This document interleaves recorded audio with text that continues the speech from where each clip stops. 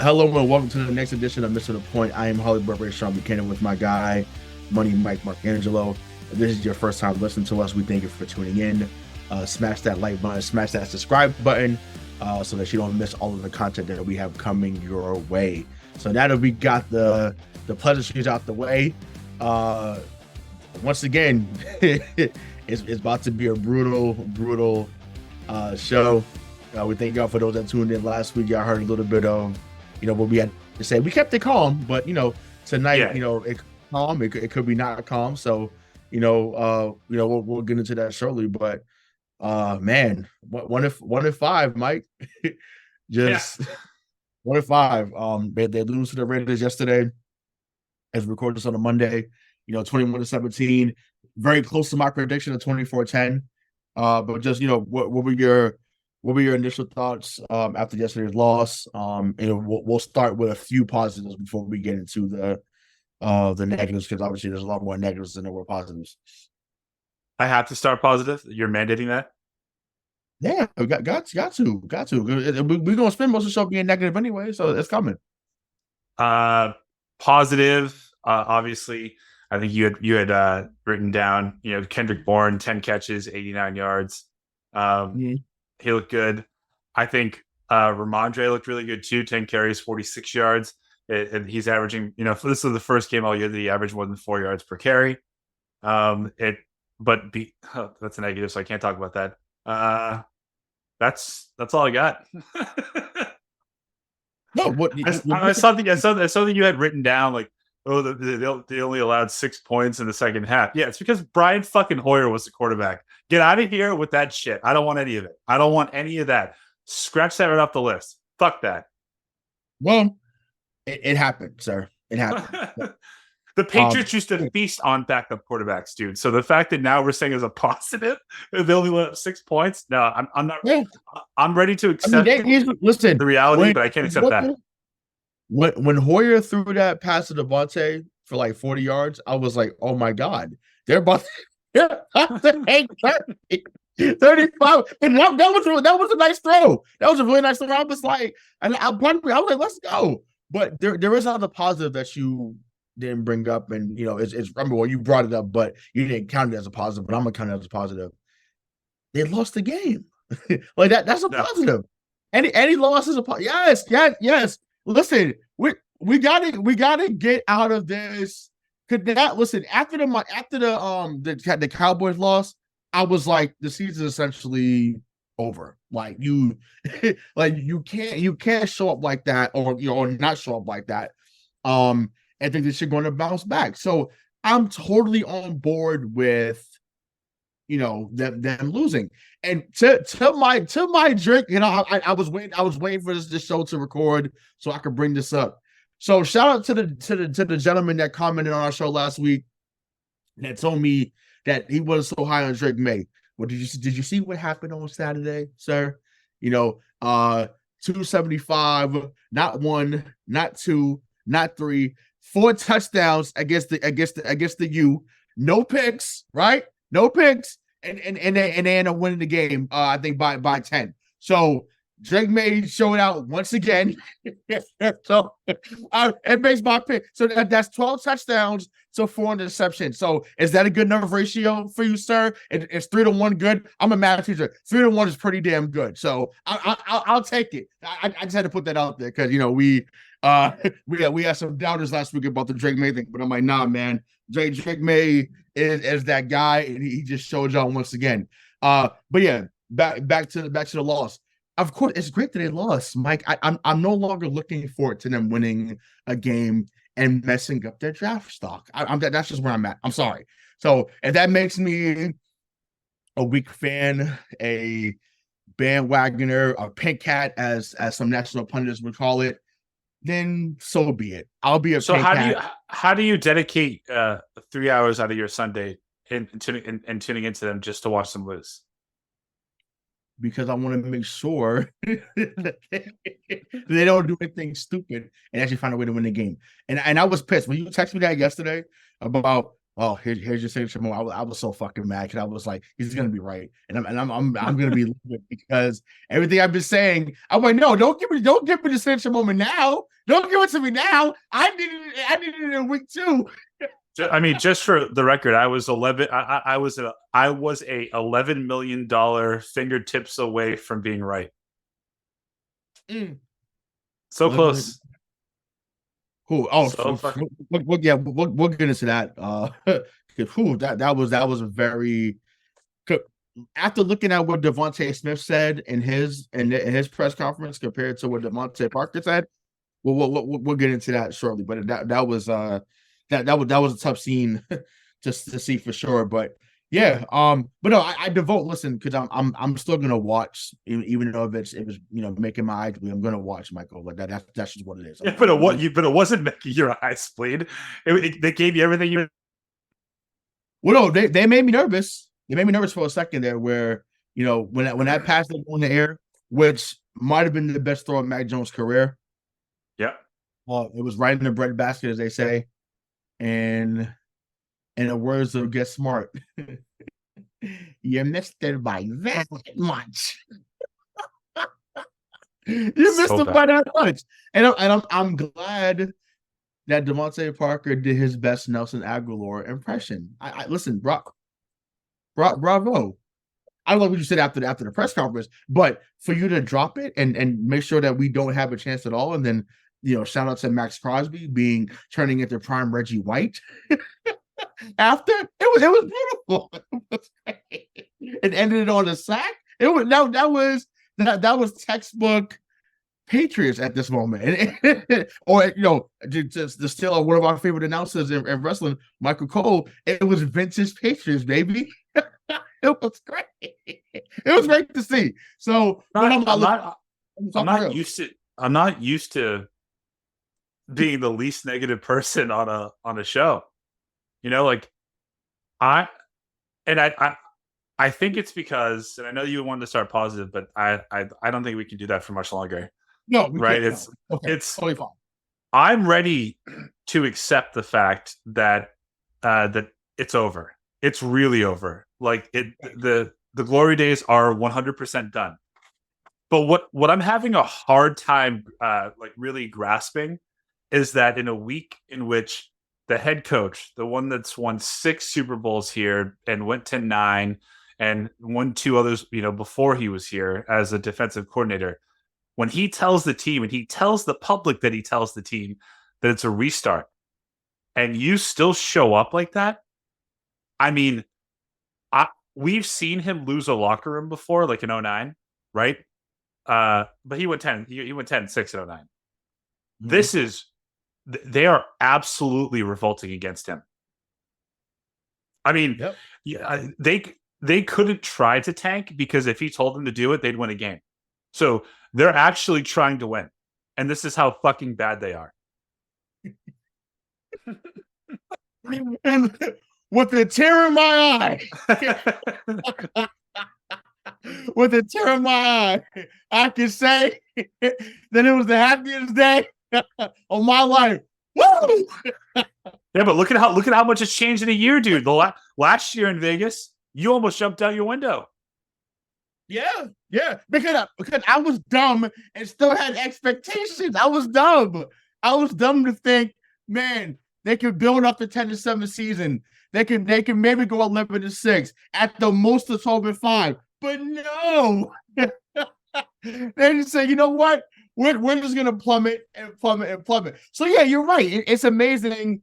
And honestly, I wouldn't have been shocked if the game ended the same way yesterday. And I was expecting, I said, you know what? It's close once again. Some bullshit's about to happen. Now, luckily, it didn't come to fruition. Like I said, Devontae Parker dropped it. Then obviously, the offensive line, did their best Olay impression and said, Max Crosby, hey, come on to the end zone, buddy. come on, end this game for us, please. But yeah, listen, when I start bringing out old wrestling promos, I'm super ecstatic. It's beautiful to see. And once again, yes, for those that listen to, yes, am I hysterical right now? Yes, I'm hysterical because I'm just like, is it my coping mechanism right now? Probably it is. But my thing is, I want a top 5 pick at this moment. We haven't had a top 10 pick since 08, I think, and that was Gerard Mayo. And then I think they only had 2 top 10 picks since Belichick been here. So 01, when you got Seymour out of UGA, shout out to Roger Seymour. And then you got Mayo out of Tennessee in 2008 and number 10. So, and once again, we know what those guys were, for Bill, and they both helped Bill win championships here in at Foxborough. So we get that. So was Gerard Mayo part of any championship team on the coaching staff or on personnel? His last one was Seattle one. That was the last one. That was the last season. Oh, really? Seattle. Yeah. I wish. I mean, injuries obviously derailed him. I wish that he had. I think he was great from day one. Like, it wasn't something where he needed to kind of walk into it. Like, he was good from the jump. Which is why he was captain and all that other stuff. But yeah. Not to start another argument, but I disagree. I think he was an overrated linebacker. I think he was a volume guy. He was not. You can name 3 impactful Gerard Mayo plays. You can't. Yeah, off the top of my head, no. Obviously, I mean, yeah. Was Hightower other guys better? Sure, I'll say that. Yeah. I had no issue saying that. But did he contribute positively to winning? Absolutely, and that's we can say that without any reservation there. But yeah, but what we can say right now with reservation is that these dudes are nowhere close to winning a football game. So just the another question I want to ask is, obviously the offense has been subpar, to say the least. That's putting it nicely, right? For the 6th game in a row, they have scored 20 points or under. So just, you talked about the word reset. Bill used the word reset. I mean, reset's not even a word. I mean, they need a damn implosion at this moment, offensively. So just, is there a way to reignite this offense? And if so, please let us know how. Yeah, I mean, honestly, I don't know how, because again, if we just operated under the terms that Bill gave us last week, it was going to be a complete reset. And what do you see in the first, I think, 18 minutes of the game? The Raiders had 146 yards and we had -2.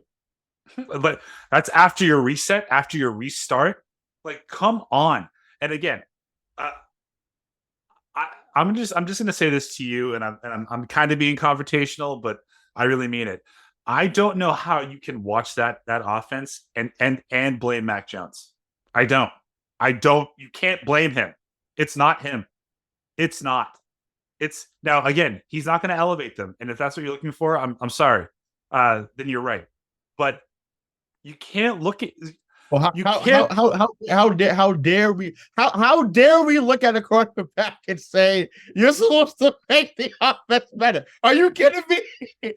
How dare we look at a quarterback and say that? But continue. You're making a good point. Continue. Yeah. Continue. Well, I understand that premise, but like, I don't get it, because when you the linchpin of my argument is Ramondre fucking Stevenson, and I'm going to beat this drum every week until it gets better, or he's not on the team anymore. And I think the latter is going to happen first. This man was, after last season, probably one of the, he was going to crack the top 10 in running backs of the NFL. Yep. And now he's averaging 2.9 yards per carry. Crazy. It's not him. Now, yes, Mac is not physically gifted. I'll give you that. I know that. But what we saw, he has this disposition, like in his press conferences on the sidelines, where it kind of looks like he doesn't have fire. Maybe he doesn't care. The man, when everything was going wrong in that game, orchestrated a 14 play, 9.5-minute drive to score a touchdown. Now, it had to be that long because they don't have any they don't have any explosive weapons. But then they get the ball back. He's pitted up against his own goal line, and he delivers, to your point, the best ball that he's thrown, I would say, as a pro. Yeah. I mean, Yeah. you could not have placed that ball any better. He had his wide receivers in the hands. And then after the game, which we'll talk about what that asshole Devante Parker said. Mm-hmm. Max said, I trust Devante. He's gonna win that battle. Like he's a great receiver. So he cares. I don't think he's given up. Now I know that his job's on the line, but Right. he's also lucky in the sense that the Patriots haven't developed anybody behind him. So his job is really safe for now. It's really safe. But he's gonna get killed out there. Yeah, I mean, so my thing is, how much do they really care about him and developing him? Because if that's the case, the coach and the general manager doesn't care about him. Sorry. right, exactly. So you essentially left him to be the only quarterback out there because you couldn't play Zappy until late in the game, and then you made Malik Cunningham look like a YMCA flag football quarterback out there. What the fuck are we doing? What are we doing? Once again, I was excited to see Malik play. I thought that given the right circumstance, you could have him run a few jet sweeps. You could have him run, quarterback keepers. I thought that would have been dope to see, but they basically Patrick Graham, who was his assistant here, I think for 6 or 7 years, under Belichick. Like they said, oh, he's in here. Pin the ears back. we're coming to get him every single time. And once again, Max Crosby is an elite pass rusher. You gave that $2 million bump to Trent Brown for what? City Sal. You reap what you sow, and they're not reaping much from him right now. He's terrible. Cole Strange, he's basically, looking like he's not even out there. He's been hurt, unfortunately. But when you haven't heard much of him, so they poured all this money into Calvin Anderson, Riley Reef, Tyron Ridley Jr., and those guys have done nothing. Meanwhile, a guy like DeJuan Jones in Cleveland, who was there in the 4th round, but you chose to get fucking Chad Ryland. But DeJuan Jones was there from Ohio State. He's only allowed 9 pressures in 5 weeks. Like, yep. To me, it's because once again, DeJuan Jones could have played right tackle while you had Brown at left. You would look considerably better right now, in my opinion, at the bookend positions than you are right now. But yeah, listen, I know that you're right about Mac, but it's still, you know what I'm saying? Like it bothers me because I'm just like, we saw enough glimpses his rookie season where it should have progressed, and I get it. When you bring in someone like Matt Patricia, who basically knew less than nothing on offense, even though apparently he got to start offensively, which I'm like, whatever, that was 18 years ago. Let's not don't be dumb. Excuse me. So that was that, but it's just like, that season became a throwaway. Bill O'Brien is someone that he was under before, and granted it was college, and I know you had Judy and Devontae Smith, and you had other weapons there at Alabama, but you would think, okay, I had someone I'm familiar with, so it's not like really. They said, oh, it's his 3rd coach. Like, no, this is really his 2nd. You knew about Bill O'Brien because you had him in Alabama. You was teaching him the offense down there. So I don't know how it's gotten this bad. Once again, he's. I'll tell you. Can I tell you? Can I tell you why it's this bad? Right. Because Bill Belichick has essentially cuckolded Mac Jones. We know that Mac Jones is a fantastic play action passer. In order to be a fantastic play action passer, you have to establish the run game. Yep. Bill did not invest wisely in the offensive line, which means the running game is no longer existent, and now Mac has to be absolutely fucking perfect, and everything has to go right for him with players that can't match him. Yeah. I mean, that's it. So you say, like, what happened? He's getting cucked. That's it. That is it in pure, unadulterated English, Mr. Buchanan. It's to me, it's really it's like I said, it's just baffling. And once again, you're not wrong. It's really baffling. It's disheartening. It's annoying. Whatever words you want to use that's negative, it's all of that and then some. Because once again, they say, oh, you got Bourne, you got, Juju's been less than nothing. Obviously, Myers looked good yesterday, getting a touchdown, goes 5 catches, 61 yards, and that TD. Of course, Jimmy G on schedule gets hurt.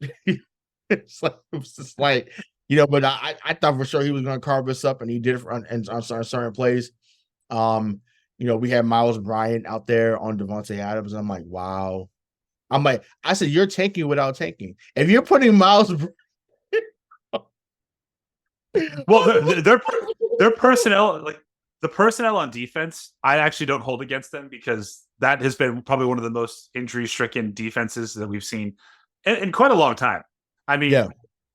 And not for, I mean, the Jakobi Meyers thing, we need to really talk about that because in this one game, Jakobi Meyers has performed more than the entire season than Juju Smith-Schuster. Like, say what you want about Meyers. He's not a number one. Maybe he's a good number two, but he can get open. He just gets open. That's it. I mean, yep. And with the skill position or a skill rush that we have here that can't do it, it is even more baffling that you would rather pay Devante Parker $11 million a year and Juju Smith-Schuster $9 million a year or whatever the hell it is than just give Jakobi the money. Yep. Yeah, I mean, I don't know. I mean, once again, we talked about it. I think I said it, or you said it. We might have both said it, but no one loves reclamation projects more than Bill Belichick. That's just what it is. If it's going to save him money, if he's going to be able to boost his ego, it didn't save him money. Yeah, but I mean, in real money, they didn't get what Jakobi Meyers is getting. That's what I'm saying. They didn't get the same amount. It's the same total value of contract, but there's so many incentives tied in there. It's basically half of what probably Myers got, right? Because that's just what he does. He'll never give a fully guaranteed. He'll never give the most guaranteed money. That's just not happening. He would never ever succumb to that. Ray, 70% of Juju's contract or incentives are tied just to be available. As long as he is available on those days, he gets paid. Well, I guess he's not going to get paid because he has to pay available. So that's what I'm saying. So he's probably not mad about that. And then, like I said, Juju will be back next year. Parker will be back next year. My thing is, how is Keyshawn Butte still on the sideline for a toe tap that he didn't get in 5 weeks ago? And you don't have guys that are considerably better than him at this moment. I don't understand the premise. I don't understand the logic, the reasoning, however you want to put it. It's like, despite what Bill actually sees with his own, hopefully LASIK impaired eyes, he still believes that he can punish people that could provide value to you on the offense because he can win. He's not winning. I mean, he couldn't be any further from winning on offense. This is awful. Even if he was, like, what are we doing? Like, why? Once again, you have to develop the next. If you're looking to still do this thing, once again, he's still fighting for his 300th career win. Yesterday was his 500th career game overall as a coach, or head coach, I should say. It's like, yo, if you're really, and I love what Brewski said. I don't know if you heard what Brewski said on NFL Countdown. He's like, yo, he said, fuck Shula. And I was like, yes, Teddy, this is what I've been saying. Fuck Shula. The record doesn't matter. Because if it did, you wouldn't have gotten Justin Jefferson. You would have gotten a Josh Allen. You would have gotten a Fred Warner. You would have gotten a Nick Bosa. You would have went out and got those type of guys and said, okay, I'm not only going to break the record, I'm going to smash the record and just demolish everybody. That's what we want. That would have been perfect to see. That would have been perfect. 2021 was set up for him to be the villain comes back, Luke, I am your father, Darth Vader type shit. Come back and just go crazy. What does he do? You spend a $250 million on Jonnu Smith, Hunter Henry, Kendrick Bourne, Jalen Mills, Nelson Aguilar. And now once again, you go 10-7, so now which is respectable. But then listen, you fall off the face of the earth. Once again, to me, you would think, you know what? Let me tweak a little bit here, tweak a little bit there, and then bam. But like you said, I think you said it You said it earlier in the show. Now with them losing like this, it exposes everything. Now it lets you know, okay, we're not a piece or two away. We're really about 5 or 6 pieces away, and we have to reset, but reset in a different way because right now whatever they have clearly isn't working. But this adds to the discussion. But I have 2 things that I want to bring up because I do think in 2021, Bill, in his mind, now he was wrong, but I respect the fact that he went out and spent that money. He does trust his ability to draft on the defensive side of the ball, for better or for worse. So do I. So he went out and he signed a star, Matthew Judon, which aside from this injury, I mean he tapers off at the end of the season 2 years in a row, but that's a big boy. Like that is a perennial Pro Bowler. And he went out and he built Bill's the only outside wide receiver that Bill's ever really been fond of. Well, there's 2 of them really. I mean, Ocho Cinco, he brought him in, and he was terrible. And Randy Moss, but he got him for the cheap. He likes obviously, like we're under this assumption that he loved DeAndre Hopkins. Maybe he does, but he's not willing to pay him more than he's willing to pay Devante Parker. So like Bill built the offense the wrong way, right? But at least he fucking tried. He went out there. You know what? We were really good with Brady in 2010, 2011 with 2 tight ends. I'm going to go grab 2 of those. Great. He drafted Ramondre. Good. That's a good fucking draft pick. Right.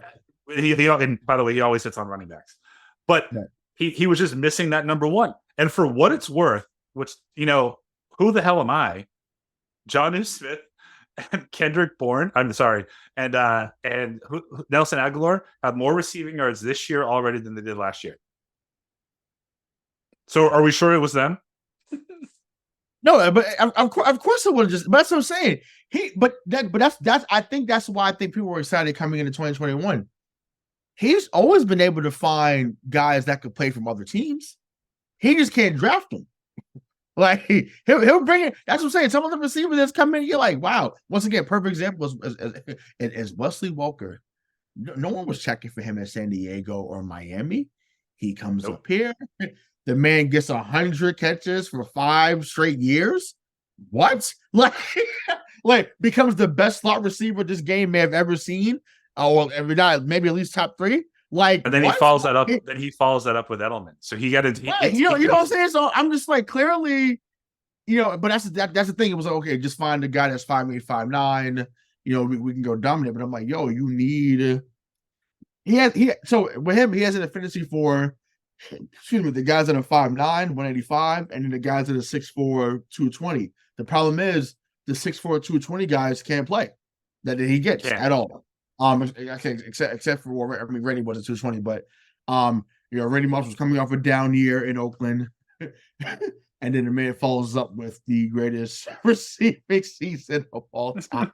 But even he got tired of Randy Zach towards the end. But I'm like, Randy got to San Francisco and showed you, I can still play a little bit.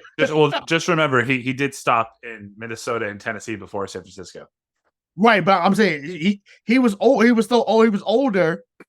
You still. But that's what we talked about. What do you remember? We joked about the Jerome thing. I remember the touchdown he had against us here. It's San Francisco. I remember him still outrunning guys at 35. And you're just like, how is this happening? Like this man is unreal. So yeah, I forgot. Yeah, he did come back home. It wasn't touchdown. That's right. I forgot about that. But like this man was called the freak on Madden for a reason. He was just different. So it just makes me even madder that they didn't go get a DeAndre Hopkins, because you're not telling me that even with pushing those guys back down, say if Bourne becomes your number 2, Hopkins and Bourne's that's a pretty good one too. And then Juju's your 3. Like I don't know. To me, it's just annoying that he told, like I said, to bump up Parker especially when Parker was hurt like last year. Him. He extended him, right? He extended him, gave him more money, and extended him. Now, Hopkins has had a down year, for sure. He's still 2.5 times better than our best. Right. And if he's here, I bet you Bourne's open. I bet you Schuster's open. If he can figure out what route to run. And then you open up the game for your tight ends. Well, even so, I mean, you brought up Bourne. Let's get into him, right? So yesterday, obviously, 10 catches, 89 yards. Was that the final audition for him here? As does he get moved next week or by Halloween? I mean, I hope not, only because it looks like he's one of 6 players that still gives a shit on this team. So, I mean, when you look up and down this roster, again, say what you want. Matt cares. He takes accountability. I think Ramondre cares. I think Kendrick Bourne cares. David Andrews, and then there's like, who else? Who else actually gives a shit? I think Judon does too. Well, yeah, but he's hurt, so like not much he can do right now. I'm sure Gonzo cares too, but he's out too. Right.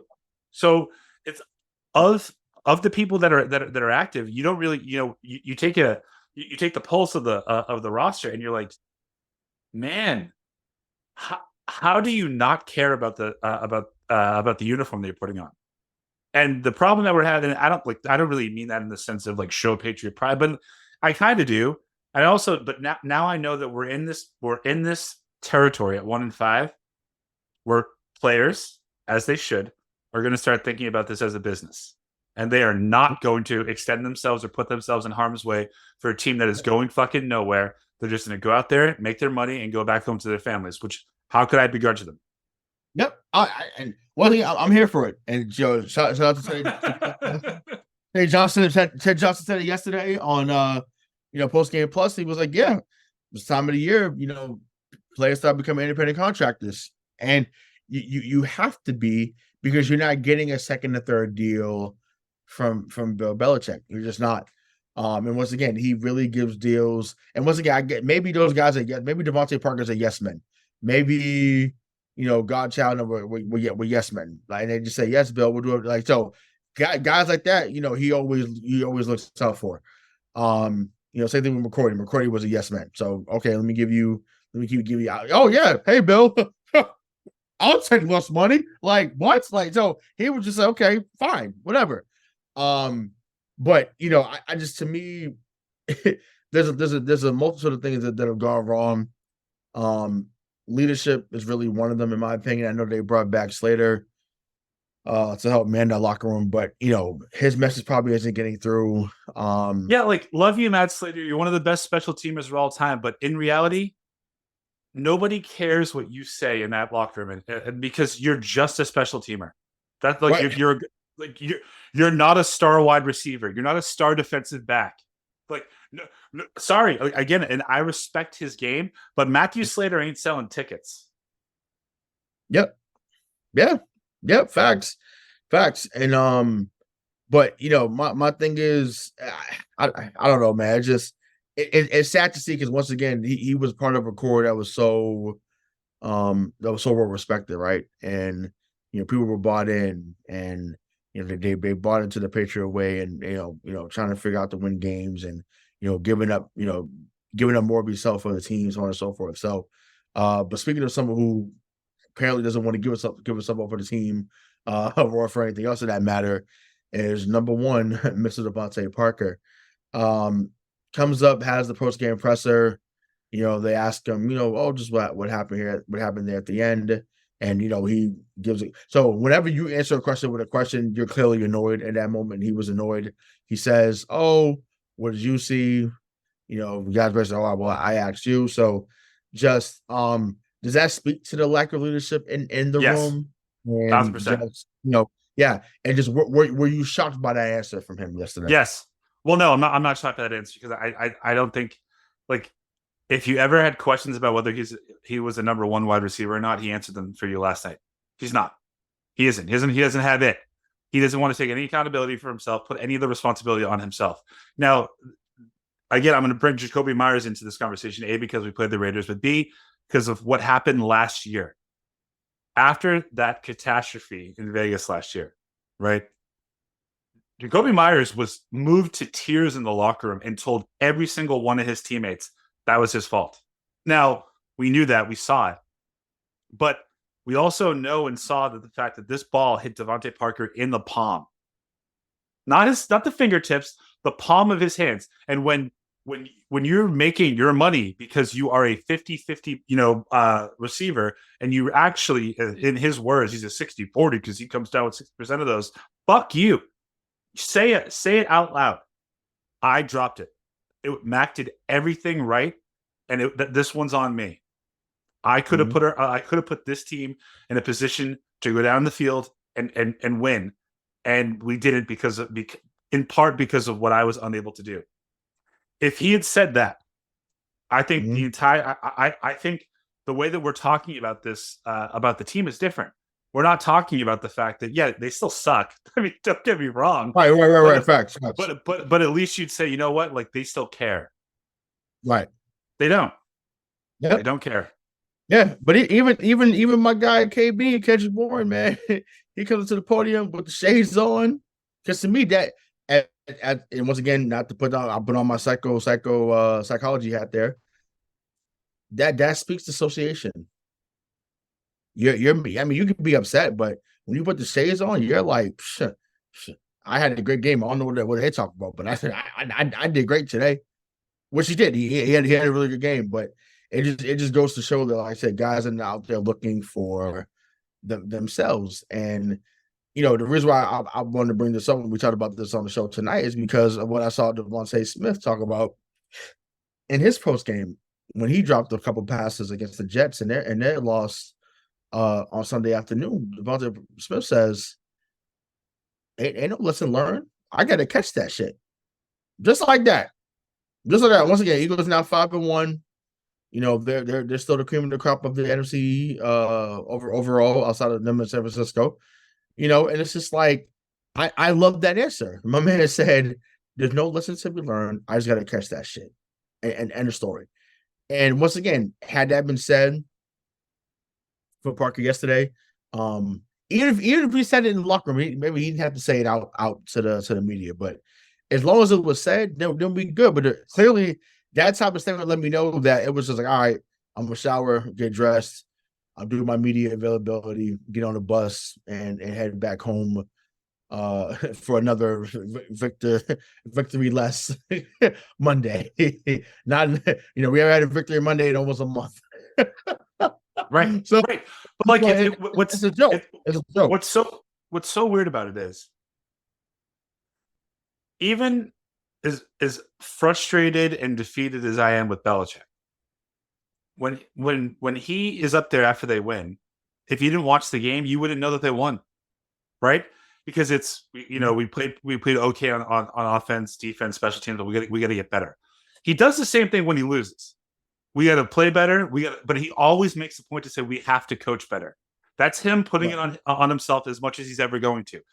That's all Parker had to do was, we don't have a lot of chances. We haven't had a lot of chances to have a deep ball this year, and I just can't let it slip away again. But that's on me.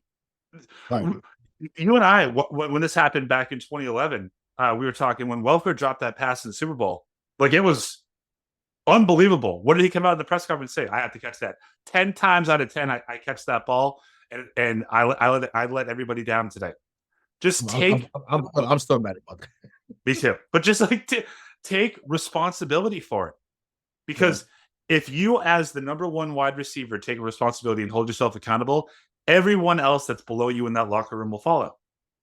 Right. Yeah. Facts. And once again, you show accountability to Tyquan Thornton's, the Keyshawn Buttes, the Pop Douglases, and you show them, hey, Rook, second-year guy, when you make a mistake, atone for it. Atone for it with your teammates. Atone for it with the fan bases that are paying their hard-earned money to see you on a week in and week out basis, that are invested in this team, not just financially but emotionally as well. There's an endearment that you have, to this fan base. So I don't know. Like I said, he had an alley-oop to endear himself to the fan base, to his teammates, and he chose not to. I get the frustration, I get the anger, because it's warranted, right? When you're not doing your job to the best of your ability, and you're not winning, especially when you think you could be a good team. At the end of the day, sports and the NFL for sure, especially, are results oriented. Whether you had 10 guys injured or not, did you win? If you didn't win, then it's not a great week. Period. Right. And I get that. But it's just like, more accountability just needs to be placed all the way around. Because like I said, it can go a long way at the end of the day. Can we just talk about the final play of that game? Because you've made the the mention of the Ole. Mm-hmm. The Raiders rushed 3 against 5 offensive linemen, and 2 of them got home. Yep. I think Michael Hurley tweeted that out, or exited, whatever the fuck it's called now. That if that doesn't perfectly encapsulate the 2023 New England Patriots season, I don't know what does. They rushed 3 against your 5, and they still get a safety. And what's crazy, they were saying, "Oh, why didn't Mac throw it?" And there was another blow up in the picture. The guy in the flat fell. Whoever, I don't know who it was, but fell to the ground. What is he going to throw it to? What's he going to do? That I won't come back for. People say, "Oh, I'm like," and I've been getting on Mac Jones, whatever, waiting for a signature moment. But I'm like, where was he going to throw it to the flat, y'all? I want to know. Please let me know. Where was he going to throw it to the flat? The guy he was going to throw it to the flat to was on the fucking ground. Let me know. Let me know. Throw it on the ground to him to see if we can roll to a first down. Really? Is that what we're insinuating? Is that what we're desiring to see happen? Now, once again, the pick that he had, a joke, and Tony Romo said it perfectly. What a horrendous throw by Mac Jones. Yes, because it was horrendous. Henry. Hunter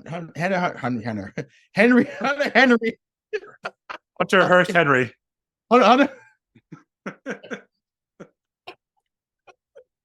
That's right. Oh god! For those that are not watching on YouTube, I just did the bow. Shout out to my guy Triple H. But man, it's just like, Henry was wide open, bro. And wide open.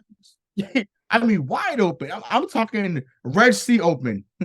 And you overthrow him by 10 yards. I said, oh my God. And once again, they couldn't yank him because there was nobody available. You're gonna put it in. Like, put that leads in. So, we talked about who can you put in.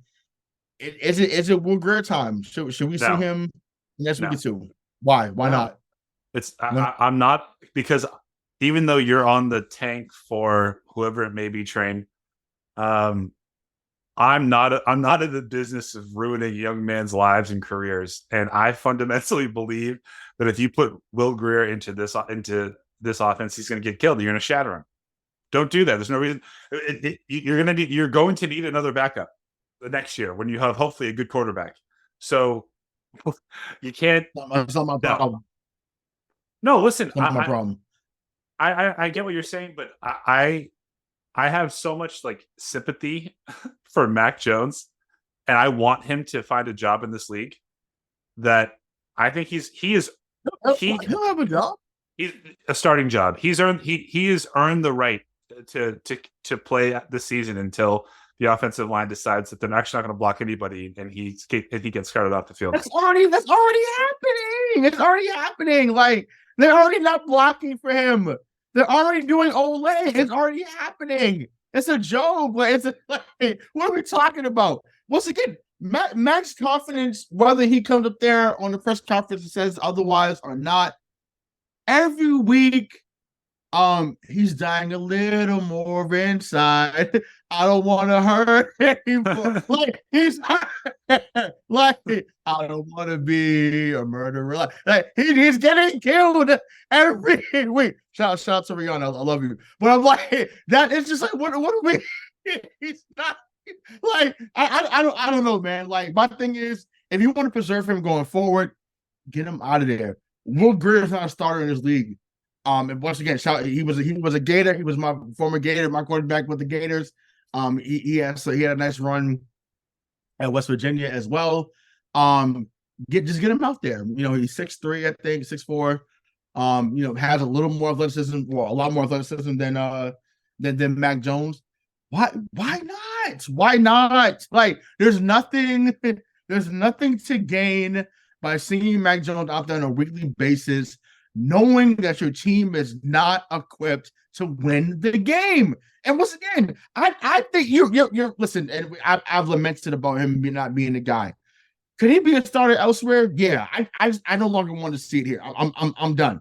But to me, if you want to preserve that and keep that for somebody else, cool.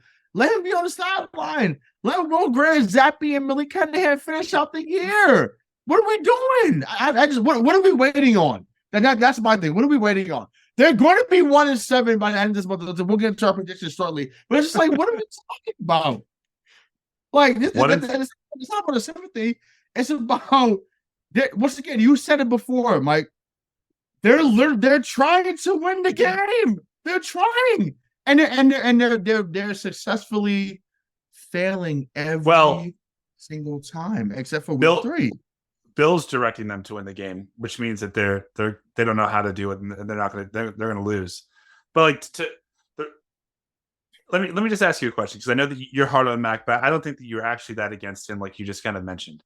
If he was the quarterback of the Atlanta Falcons right now instead of Desmond Ridder, would they be better?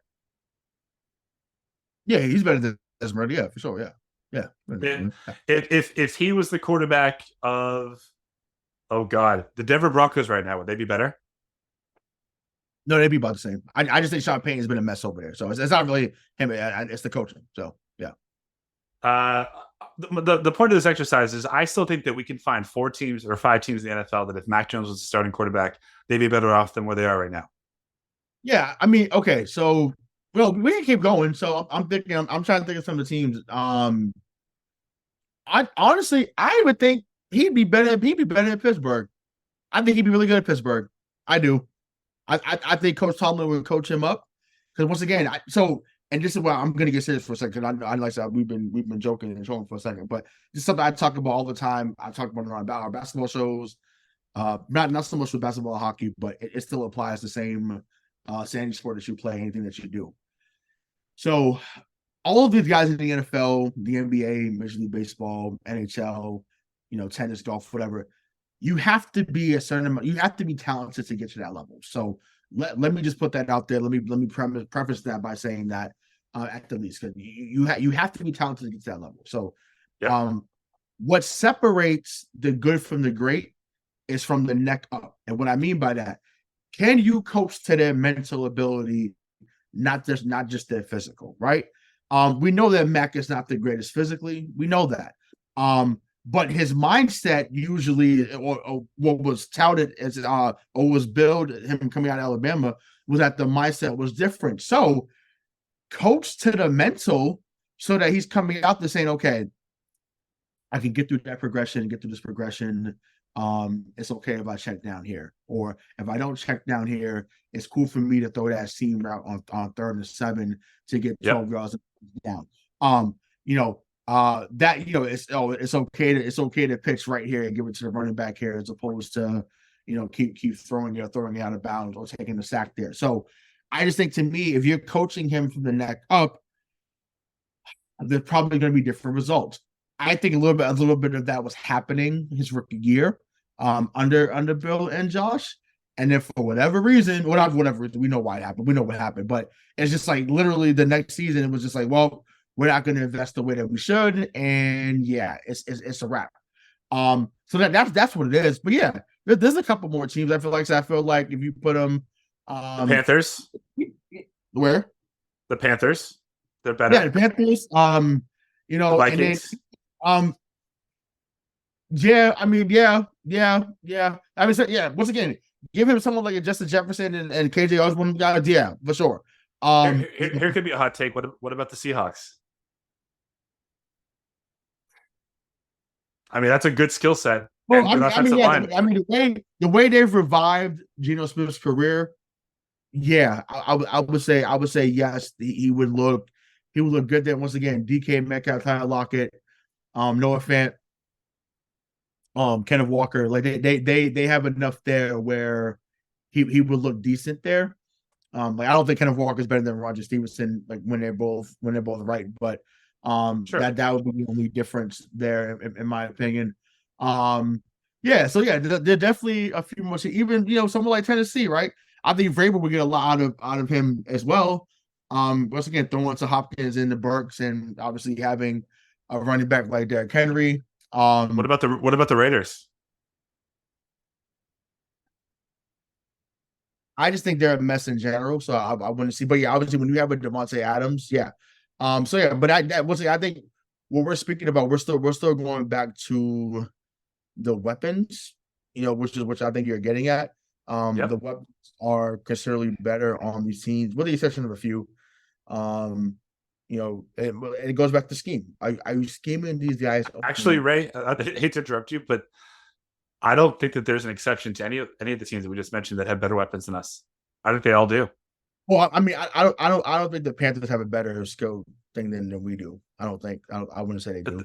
They have Adam Thielen, who, by the way, is an I know actual number one. we're also over 6. I mean, it's just like they Well, sure. yeah, you know what I'm saying. I mean, it's just like that to me.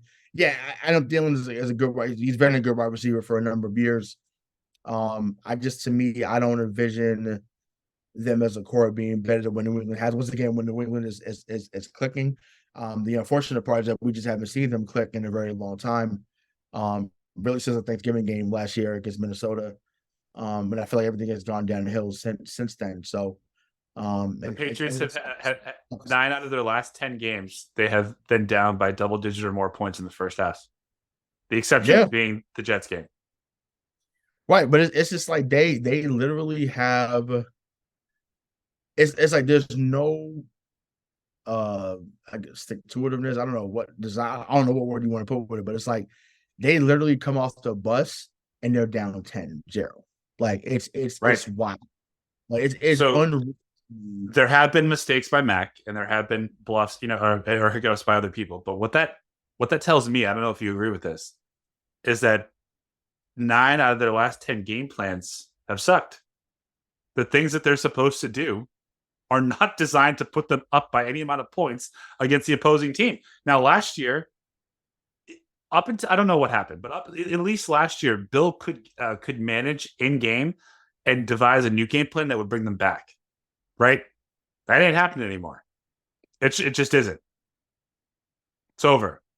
It's over. But honestly, though, and I mean, I feel like I'm probably talking in a circle at this moment, but this is just something that came back to my mind. I feel like 70% of it goes back to the offensive line. Yeah. I remember some of us getting killed for saying that Tooney should have been given a long-term deal. Tooney was one of the best guards in football for a number of years. Yep. He goes to Kansas City. They win another championship. I think he's now a 2 or 3-time champ now, I think. If I'm not mistaken. Yeah. It's either 2 or 3 because he was definitely on the team that won, I guess, the Rams. So he's either a 2 or 3-time champ. Can't keep up, right? They used to be a thing we could say. But you had Tooney, you had Shaq Mason, right? Like you had guys there that should have been here for the long haul. And you traded Shaq Mason for a fucking 5th rounder. Like you send him to Tampa it's just like you literally helped out Tom in that moment. Yep. It's like, really? So, like, you thought a 5th rounder was more important than Shaq Mason? Like that, shit like that is bothersome. It's bothersome. Once again, you had guys here that were really good at their position, whether it was Scarnecchia or not. Like Shaq Mason, Owenu could have been your right tackle at the end eventually. Then you had Owenu. I just talked about the guard. Oh, Tooney, Andrews, whoever your left guard was going to be, and then Trent Brown. Like that'd have been fine. That offensive line would have been fine. They would have been getting the runs that they needed to get, and then we would see things look differently for Mac there or any other quarterback that comes into here. So, which lets me know if they do get a top 5 pick, it's not going to be a quarterback. I would say that even though you and me and everyone else with eyes knows that in today's NFL, the 3 most important positions are quarterback, wide receiver, and tackle. Yeah. Bill didn't want to draft the first, and as we so eloquently stated before, has made sure to fuck him by not giving him anything at the wide receiver and tackle position since they drafted him. So I think that you're in your scenario where if they get a top 5 pick, Bill can't be here. He can't. He cannot have any say in that draft because he will do what he knows, which is not draft the best available skill position. He'll draft a fucking tackle, number 5 overall, or he'll trade it for 3 second-round picks and draft 2 tackles and a fucking punter. I'm right. Yeah, but it just goes back to, and once again, we don't have to go into it further, but he has to go altogether. He just has to go. Yeah. It's like he's literally ruining the team. Is there any part of you that thinks that now he might be trying to tank so that Kraft fires him so that he can go be a coach somewhere else and Kraft's less to pay him? Because he's making $25 million a year, allegedly, but we'll say that's probably true. Right. And let's say that Buffalo decides that their head coach isn't him, that they need a better coach. And he goes, you know what? I'll go to Buffalo for $5 million, and Robert's still on the hook for the other 20.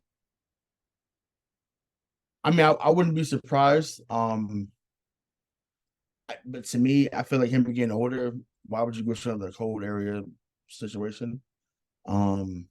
Because that team's ready to win a Super Bowl if they had a good head coach. Sure, but I mean, and I know this sounds blasphemous, but I just think I can only imagine what would happen. Can you imagine him in Miami? He breaks the record in Miami, like well, he would trade Tyreek. so that happened. To have all them guys there, once again, you literally just have to say, okay, let's just win now, type thing. He would do wonders down in Miami.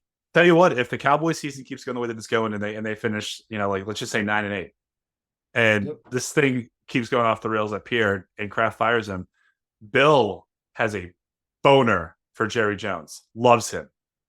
I mean, that'd be a hell of a place to go. Hell of a place. Honestly, take him at this moment. It's just like, every good relationship, especially in sports, runs its course after a while. It just does. And 10 Super Bowl appearances with him as a coach, because he was one as an assistant in '96. You've been a part of 6, or you won 6, I should say. Been to 1,000 AFC championship games, 1,000 division titles.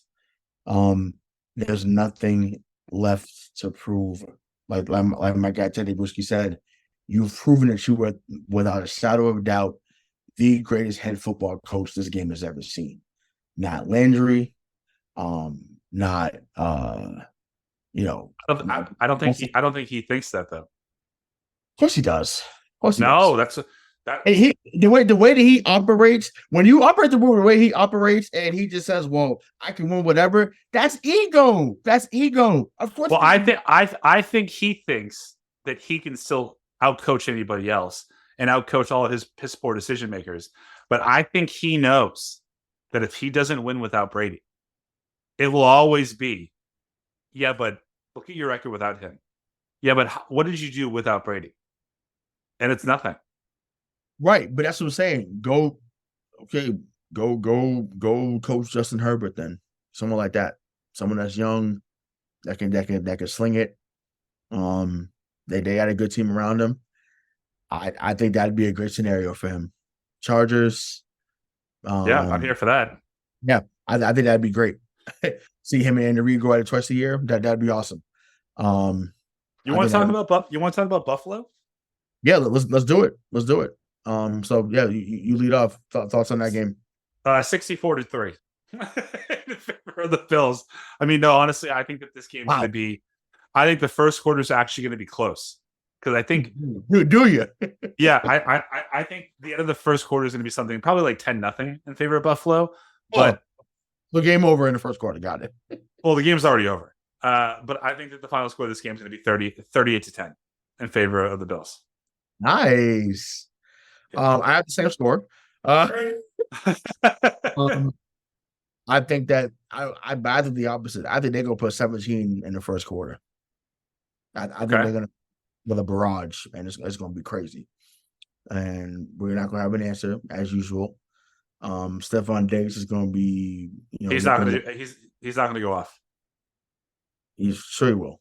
No, Gabe Davis is going to have 200 yards receiving. Stephon Diggs will be held to like 4 catches for 40 yards. Bill can still do that. By who? By who? Doesn't matter. Bill did it when. Stop. So wait, Shaun Wade is going to stop him? No, Shaun Wade and somebody else. I mean, the same. Why don't, dude? Just you know. Shaun Wade and Miles Bryant are not. What did Devante Adams do? That's different. That's a different thing. Stephon Diggs is not going. Listen, it won't be 3 for 30. I know that.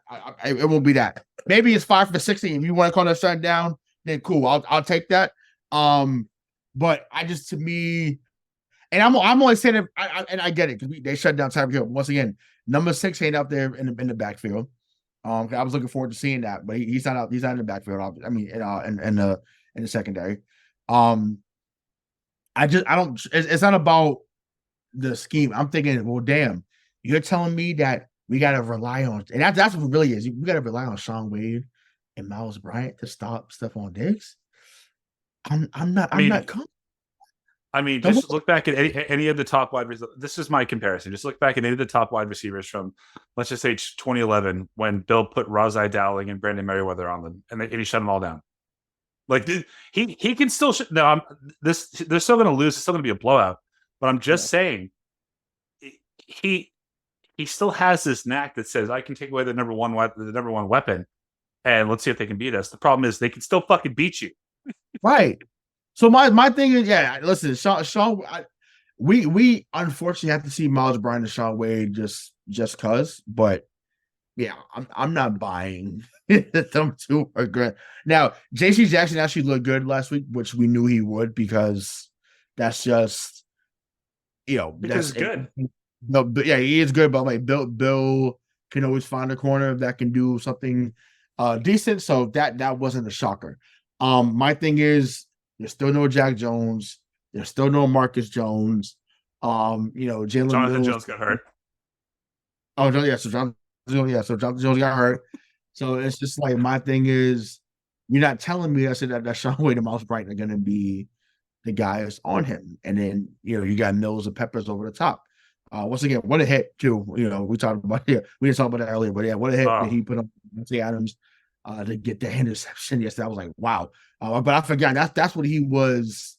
That's what he was building at coming out of Michigan a few years back. Like he was a heavy hitter. He's been really good for Bill and his defense. Another prove it type guy. A guy he found for the cheap and has played well. So that's what's up. But yeah, I don't know. But yeah, this game will be over at halftime. And just to me, I fully expect them to be 1-7 going into November. Unless somehow, some way they wake the fuck up and say, you know what, we're not going out like this. Which I highly, highly, highly doubt that will happen. But once again, we've seen a lot of any given Sunday type games recently.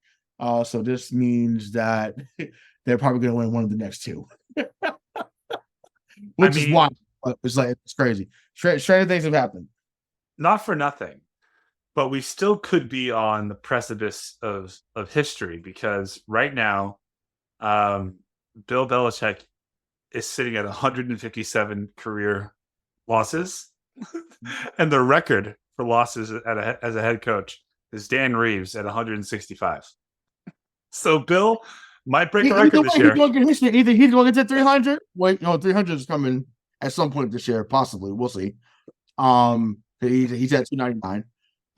He gonna catch Dan Reeves though. He's going to catch Dan Reeves. You want Reeves on that wall, you got him. You're gonna catch him. That's for damn sure. You're gonna catch Dan Reeves. Rest in peace to him. But yeah, you're going to catch Dan Reeves for sure. No Not about. It's he and Jeff Fisher tied for 165 losses. And Well, I mean, imagine that you're tied. Well, Dan Reeves was he didn't win the Super Bowl either, but Dan Reeves was a better coach than Jeff Fisher, Mr. Mediocre himself. That's a very that sucks to be in that type of comparison with him. Well, I mean, but when that just comes from coaching for fucking 30 years. I know, but Jeff Fisher. I mean, we talk about Jason Garrett. Jeff Fisher was Mr. 8-8. You know, once again, he got saved because of a Super Bowl appearance. 25 fucking years ago. If Kevin Dyson had longer arms, he'd be a Super Bowl champion.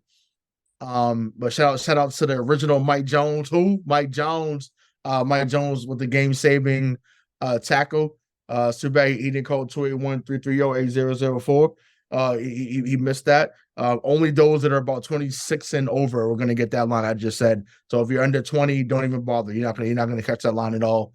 But it's still H-Town down, baby. But but yeah, listen, I don't know, man. I'm just I'm still depressed even through my laughter. I'm depressed about this team, and but listen, I fully expect a massacre come Sunday, and but I said 1-7, baby. Let's get it. So any last words, my good sir? Just can't. I just can't believe it. Hey, believe it. It's here. It's here, and it's once again. I ended the way I said it about 40 minutes ago on this show, with a tear in my eye. This show has now come to an end, and I'm not happy about it, but it is what it is. So he's Mike Marcangelo. I'm Hollywood Rayhsawn Buchanan. Until next time, we'll see you. Peace.